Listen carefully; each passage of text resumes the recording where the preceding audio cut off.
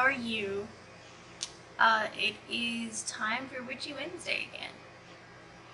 I hope you have had a great week since the last one. We're going to be talking about elements today. One thing I see a lot of witches, pagans, Wiccans have questions on is things to represent the elements. So that is what we're going to talk about, because a lot of people just think of like one or two things per element, when really there's like a whole long list of things that you can use to represent each element. So that's really what we're going to talk about. Now, before we get started, my allergies are driving me crazy. I take a nasal spray and a pill every day for allergies, and this eye right now is actually a little swollen. I was actually going to put some makeup on today, but I didn't feel like I could put any eye makeup on because my eyes are swollen, so for me, eye makeup and lip color is what I like the most in makeup. So I was like, you know what, I'm just gonna put on a lip color. So, this is me today. Alright, let's talk about the elements. Now, I'm not really going to go over the meanings of the elements. You know, where like air is intellect, and fire is passion, and water is emotions, and all of that. I'm not going to go through all of the meanings. If you want to know more about what each element represents, whoa, let me speak the English, hang on. Apparently I forgot to speak there. If you want to know more about what each element signifies, like the things I just mentioned, and into more detail, just do a Google search, you'll find it. Trust me there. So, don't, like that's easy information to find. What I want to talk about is things you can use to represent those elements. So, if you're the type that likes to cast a circle and you want to have a representation of each element there, or if you like to set up your altar like a traditional way where there's a representation of each element, or for whatever reason you might need a representation for one or all of the elements. That's what we're going to talk about, okay?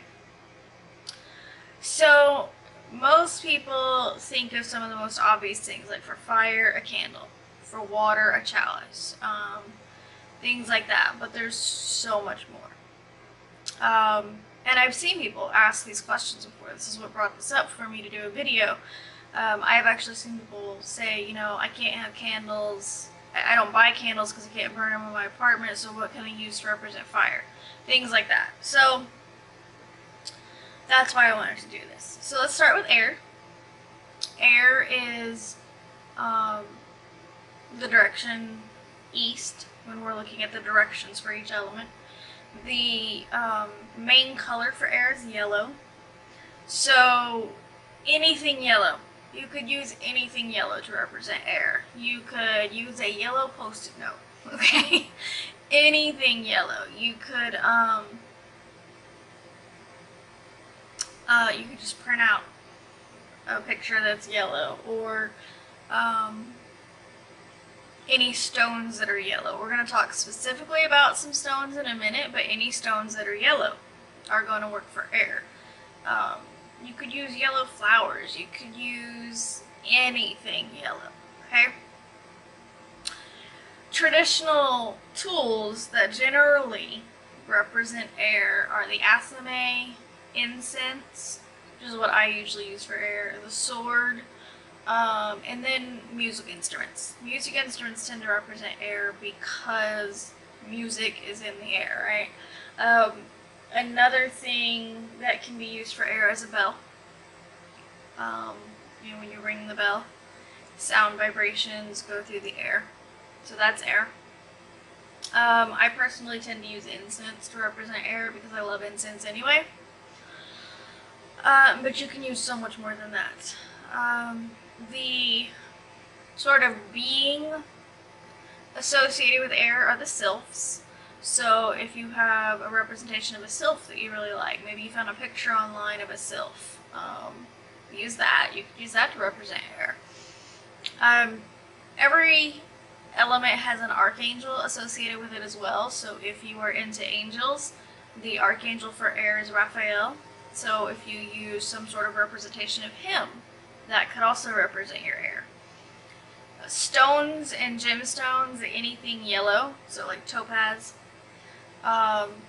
even transparent, yellow fluorite. There's anything that has like a yellow color to it, or even transparent. Okay. I've also come across things that say that tin and copper represent air. I don't know.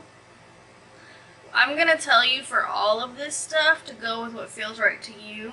So, you know, maybe when you see a sword, you don't see air. Maybe you see fire. Then use it for fire. If you have a sword or athame, that's what it feels like for you. Go with what feels right for you. I'm just giving you general information, and then you can take and use that as you want. Okay, and if you want to change something, change it. Because if that's how you feel it is, then that's what's right for you. Okay? So I'm not sure I would associate copper with air. To me, copper is very orangey, so I would associate copper with fire. But one of the websites I came across, this is years ago when I was researching, said that copper represents air. I personally wouldn't use that correspondence though, because it doesn't feel right to me. So think of anything that's airy. You could even use a picture of clouds. Any type of animal that flies, really, especially birds, are going to be air. They're going to be representations of air, okay? So just think of anything associated with air and the color yellow and that kind of thing. And you're going to be able to have your association for air, okay? Whatever feels right to you. A feather. I totally forgot to put feathers down on my list. Feathers can represent air too. I actually really like the idea of having a feather on my altar. The problem is I have cats, and one of them wouldn't mess with it, but the other one, I have a little shell on my altar, and he's actually picked this up and carried it off multiple times. So I think he would tear up a feather. A lot of the cat toys have feathers in them anyway, so I'm just not doing that. I would just be annoyed with him, so. Alright, let's move on to fire. So the direction for fire is south. Traditional colors for fire are going to be red and orange. The colors you see in a flame for the most part. Generally the wand or candles are going to be altar representations if you already have something like that on your altar. You could also think of like locations. So think of really hot places, a volcano, the desert. Pictures of those could be used to represent fire. Lightning could be used to represent fire.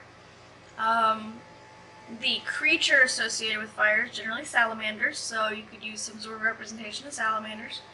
The archangel associated with fire is Michael, so you could use something representing Archangel Michael if you're into angels.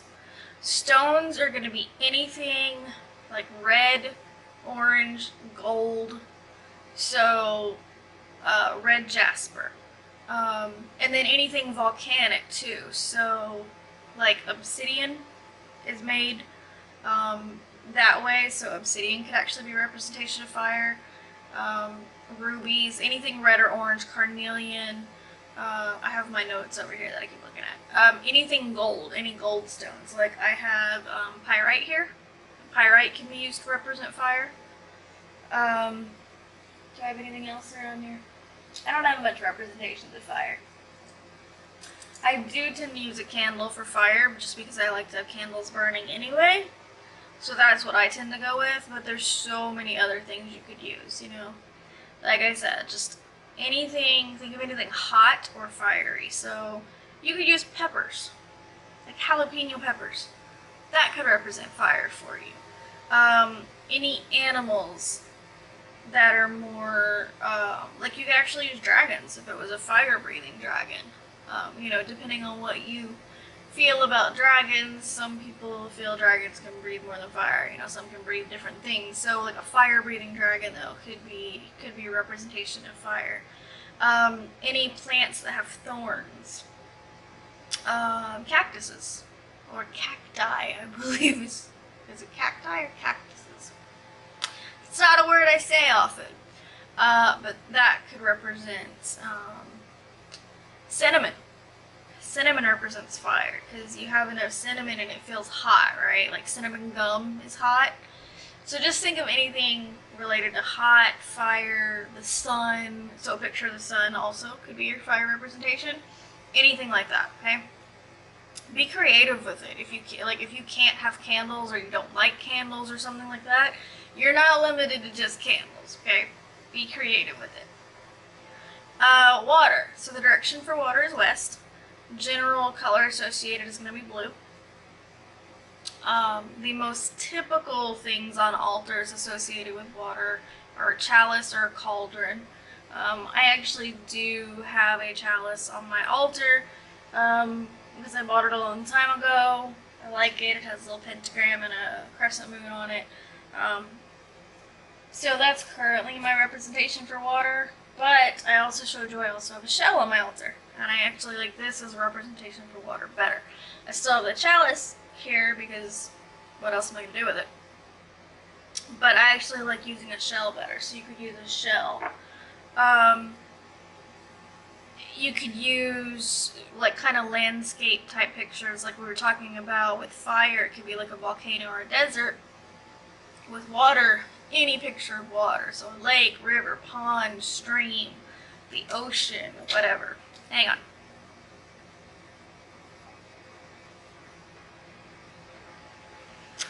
My throat's getting dry. Okay, there we go. That's better. The sort of creatures that are generally associated with water are undines, but also mermaids could work. So if you have a picture or a figure of a mermaid you really like, you could use that for water. The archangel associated with water is Gabriel, so you could use something to do with Gabriel if you like angels. Stones are going to be like anything blue. Aquamarine, blue topaz, lapis lazuli, I think. It's a hard one for me to say. Sodalite is blue, you could use that. Coral. Pearls would also work, because where do pearls come from? Oysters in the water, right? Let's see. Anything really related to water. So like if you're looking at plants, trees, herbs, think about things that grow in or near the water, okay? Like the lotus flower, seaweed, that could work. Water lilies. And then think of creatures that dwell in water too, because any representation of those could work. So obviously fish, dolphins, whales, seals, even snakes that dwell in the water, eels. I mean, pretty much anything that can live in the water. Turtles, sea turtles, you know, frogs, crabs, you know, anything that lives on or near, well, in or near the water. Alligators, you know, anything like that. Just get creative. Okay? And last, we have Earth. The direction for Earth is north. Colors typically associated with Earth are going to be green, but also brown, like the color of dirt. The most typical representations for Earth on an altar are salt, or like an actual pentacle. Like, usually it's going to be like a circular, sort of flat pentagram. That just kind of sits on your altar for decoration. It's a pentacle. Sorry, my throat is so dry. I think that's because of my allergies too. Another thing you can use that was ash. So like the ash from your incense, that can actually be used to represent Earth. What I have is I have this little dish, and inside it has salt. It has sea salt, and it also has black salt. There's some little rosebuds in it. little rosebuds. And then I also have a little coin here that has a wolf on it. Because to me, wolves would be earthy. That's for me personally. And I also have a Palo Santo stick that I burn occasionally that's in here. Because, you know, wood is earthy. So, whatever you can find. If we're looking at locations again, like you want to get a picture of a place, anything earthy, so forests, caves, mountains, just a field, even a field of flowers. Anything that wouldn't fall under water or fire, basically, so no deserts or oceans, it's probably going to be earth if it's like a landscape type picture. The creature typically associated with earth is gnomes. So if you like gnomes, get a little picture of a gnome or a little gnome figurine. They can be quite cute. I always think of garden gnomes first, but then my brain goes to World of Warcraft, if any of you ever play that, because there's the gnome race there, and they're just cute. The archangel associated with earth is Ariel. Stones and jewels are going to be anything green. So emeralds are great. Obviously, that's going to be a little expensive. Green fluorite. Do I have anything green? I do have a fluorite. It's green and purple though. Most of my stones are blue. Because water's my thing. Water and air, really. But anything, also any stone that is kind of grounding, so black stones like onyx, black tourmaline, those could be used for earth as well. Smoky quartz, that could be a good earth one. Think of stones that are more heavy. That could go with earth too, okay? Just about any metal. Iron. Let's see, for plants, trees, pretty much any tree is probably going to represent earth pretty well. Like you could get an oak leaf or something from outside. Leaves, I think would be great actually to represent earth. You know, crunchy ones in the fall or green, whatever. A flower, just about any flower could represent earth. They grow from the earth, right? Grains like oats, rice, that could represent earth. For animals, it's really kind of up to you what feels right to you. For me personally, I feel like most of like the larger, heavier ground animals feel earthy to me. So like deer, elephants, horses. Also animals that burrow into the ground could be good for earth if you like any of those. Wolves to me, oh look, I'm wearing a wolf shirt too. Wolves to me are a good representation of earth for me personally. Bears, cow, bison, whatever feels earthy to you. You know, I've seen snakes say they're associated with fire, and I can get that.